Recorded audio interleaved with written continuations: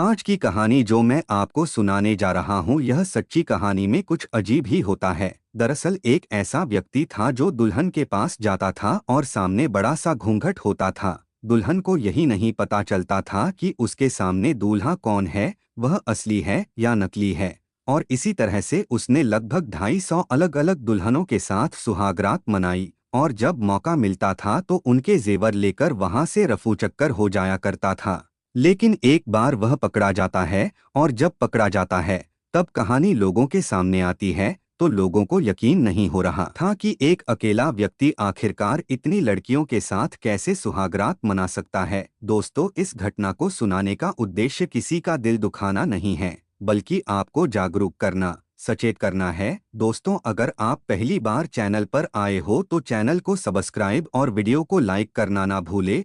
दोस्तों, यह सच्ची घटना राजस्थान प्रदेश के एक जिला जोधपुर की है और यह कहानी जोधपुर के की छोटे से गांव की है। साल 1985 की 17 साल की एक लड़की जिसका नाम सविता होता है। दरअसल सविता एक काल्पनिक नाम है। सविता के घर में रात के लगभग 9:30 बजे के आसपास घर का दरवाजा खटखटाया और जैसे ही घर का दरवाजा खटखटाया जाता है तो बाहर से आवाज लगती है कि मैं मनोज बाड़मेर से आया हूँ। अब घर में उसकी चाची होती है, साथ ही माँ होती है। पिताजी और बाकी जो मर्द लोग थे वह घर में नहीं थे, उस वक्त घर से कहीं बाहर गए हुए थे।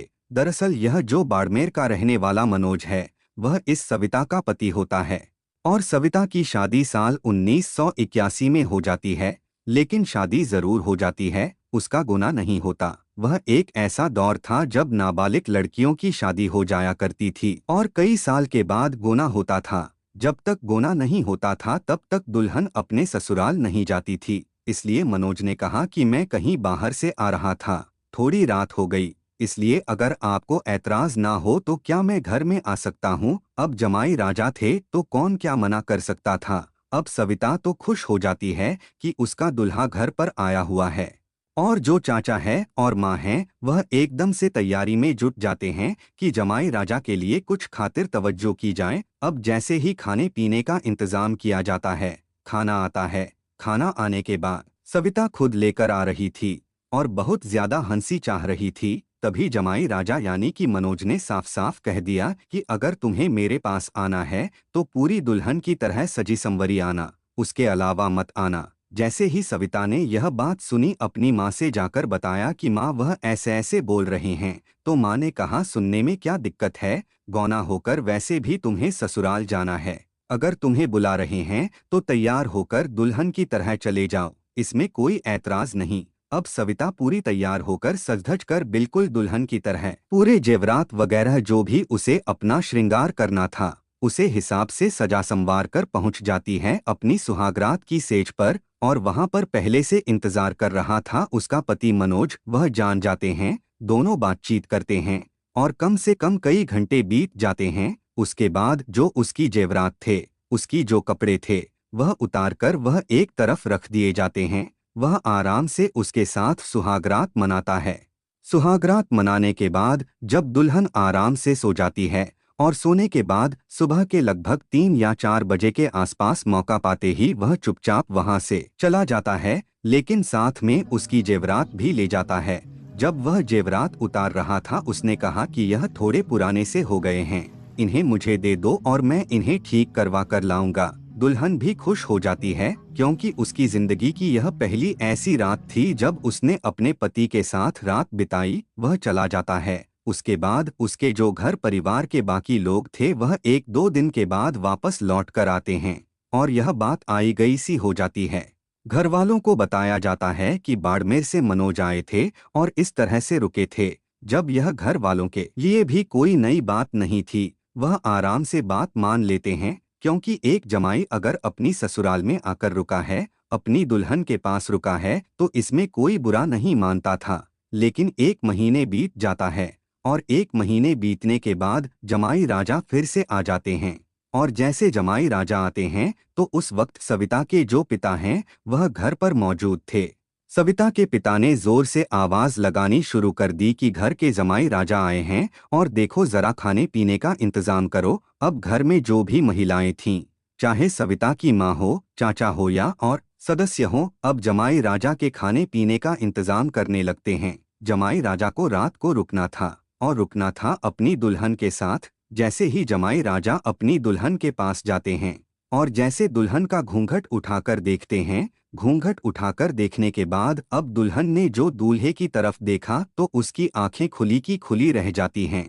यह वह मनोज नहीं था जो 1 महीने पहले आया था, यानी कि जो उसके साथ सुहागरात मनाकर चला गया है। जो उसके जेवरात थे वो उसे लेकर चला गया है।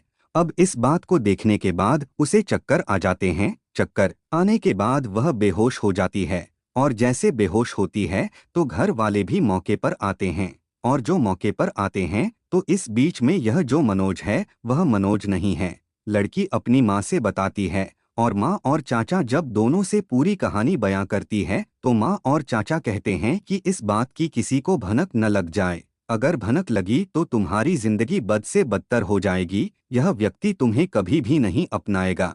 अब जैसे ही बात आती है तो मनोज जी पूछते हैं तो कोई ना कोई ऐसा बहाना बनाने के बाद कि इसकी तबीयत खराब हो गई या फिर कुछ भी ऐसा बहाना करने के बाद मामले को यही दबा दिया जाता है। लेकिन यह पूरे परिवार में यह बात फैल जाती है तो परिवार के लोगों को बड़ा आश्चर्य हो रहा था कि आखिरकार वह व्यक्ति कौन था जो घर में आता है, जमाई राजा बन के रुकता है और लड़की के साथ सुहागरात मना कर भी चला जाता है। तो घर वाले भी परेशान हो जाते हैं। लेकिन यह कोई पहला मामला नहीं था, बल्कि किसी न किसी गांव में इस तरह की वारदात हो रही थी। और कोई व्यक्ति था जो लगातार रिसर्च करता था कि घर में मर्द हैं कि नहीं, कोई बाहर तो अगर बाहर चले गए हैं, कुछ ऐसी लड़कियों की वह तलाश करता था जिसमें क्या लड़की की शादी जरूर हो गई थी लेकिन उसका गुनाह नहीं हुआ था और घर के मर्द लोग बाहर रहते थे। इस तरह के परिवारों को वह तलाश करता था और उसी तरह से आकर उन लड़कियों के साथ शादी करता था और सुहागरात मनाकर निकल जाता था। उसके बाद धीरे धीरे यह कहानियां सामने आ जाती हैं। धीरे धीरे यह मामले पुलिस तक पहुंच जाते हैं और पुलिस इस मामले में जांच करती है। जांच के दौरान यह सामने आता है कि राजस्थान, हरियाणा, मध्य प्रदेश, उत्तर प्रदेश और दिल्ली में कई ऐसे व्यक्ति थे जो लड़कियों के साथ आकर सुहागरात मनाते थे। लड़कियां बेवकूफ बन जाती थीं क्योंकि उस वक्त जो भी गांव देहात के लोग होते थे वह ज्यादा पढ़े लिखे नहीं होते थे, इसलिए उन्हें कोई भी आसानी से बेवकूफ बना सकता था। इस तरह की यह कहानी थी कि वह व्यक्ति पकड़ में आ जाता है और जब वह पकड़ में आता है तब मामला कुछ और भी सामने आता है। कई ऐसे लोग भी थे जो बिल्कुल वही तरीके को अपनाकर सुहागरात मना करके लड़कियों के जेवरात लेकर वहां से भाग जाया करते थे। तो यह था वह राजस्थान का जोधपुर की घटना जो काफी लंबे वक्त तक चर्चा में रही थी और इसी तरह की चर्चा कई प्रदेशों में रही थी।